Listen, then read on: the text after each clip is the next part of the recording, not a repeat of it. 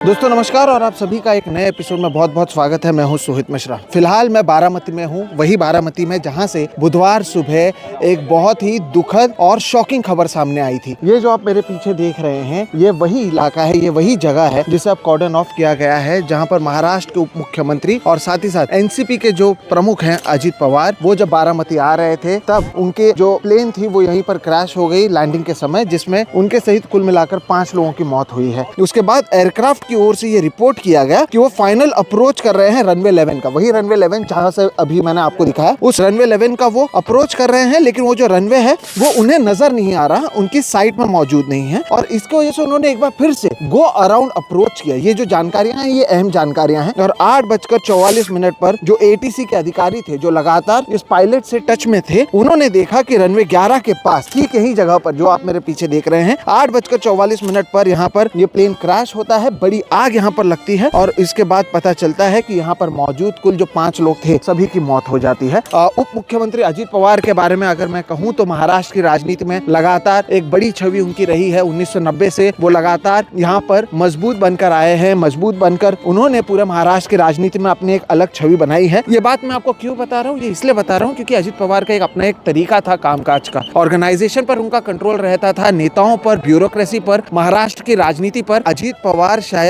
अकेले आखिरी सेक्युलर नेताओं में से एक थे जो भले ही भारतीय जनता पार्टी के साथ सत्ता में मौजूद थे, ना ही कभी वो आरएसएस के मुख्यालय में गए और ना ही उन्होंने कभी हिंदू मुस्लिम की राजनीति की। वो बारामती जहां से आते हैं वहीं पर वो लौट रहे थे और बारामती की जमीन पर ही उन्होंने अपनी आखिरी सांस ली है। ये कहीं ना कहीं महाराष्ट्र की राजनीति के लिए एक बड़े दुखद दिन मैं आपको कह सकता हूँ। हमारे इस चैनल की ओर से भी हम अजित पवार को श्रद्धांजलि देते हैं और उम्मीद करते हैं कि उनके परिवार को एक ताकत मिले। ये जो नुकसान अचानक से हुआ है महाराष्ट्र की राजनीति में भी, उनके परिवार में भी, उसे वो सहन कर सके।